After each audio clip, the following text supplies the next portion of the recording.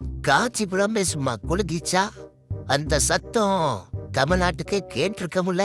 அப்பா வந்துட்டியா? சூப்பர். கூட்டத்துல உங்க அண்ணன் பேசுறதை கவனிச்சியா? ஏன்டா விஜய தொட்டோம்னு ஃபீல் பண்ணுவீங்க நீ? டைரக்டா சவால் விட்டார்ல, அந்த கட்டத்துக்கு தான் மாசே. அதைத்தான் நானும் கேட்கணும்னு இருந்தேன். யாரு விஜய தொட்டா?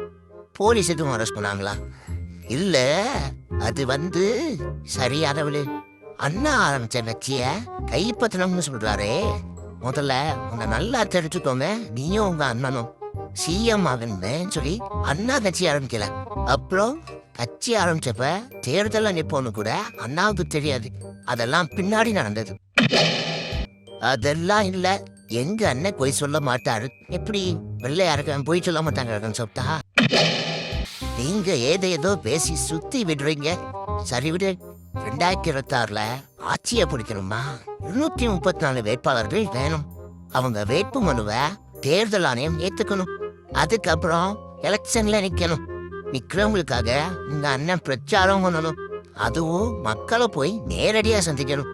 ஒவ்வொரு தொகுதிக்கும் ஒரு காலேஜை பிடிச்சி மக்களை வர வச்சு பிரச்சாரம் பண்ற ஐடியால தான் இருக்கீங்களா? அதெல்லாம் வர வேண்டிய நேரத்துல எங்க அண்ணன் கரெக்டா வருவாரு. எப்படி கரூர் ட்ரெண்டுக்கு பிறகு 41 நாள் இருந்தாரு, அப்படியா? Emotional damage.